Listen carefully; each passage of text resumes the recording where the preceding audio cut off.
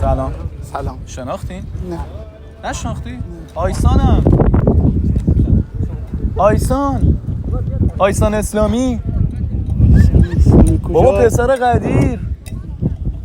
قدیر اسلامی چالوس. قدیر اسلامی چالوس، بله. خوبی؟ قربونتون. مرسی. پسر قدیر هستم، رفیق آقای برایان اعتماد حاجارش. کجا نیوردم؟ بابا پسر قدیر اسلامی. قدیر اسلامی رو میشناسم. درسته. کی هستن آقای قدیر اسلامی؟ من پسرشم. من شناختی؟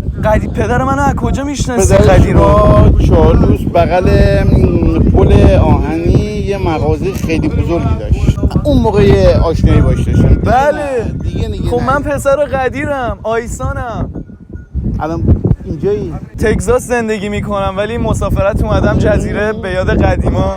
بعد شما رو دیدم، من خیلی کوچولو بودم شما رو دیده بودم. خیلی خوشبختم. قربونتون برم.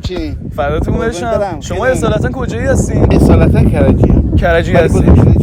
به به. شما آقای خلجم. آقای خلجای اشکاردشت.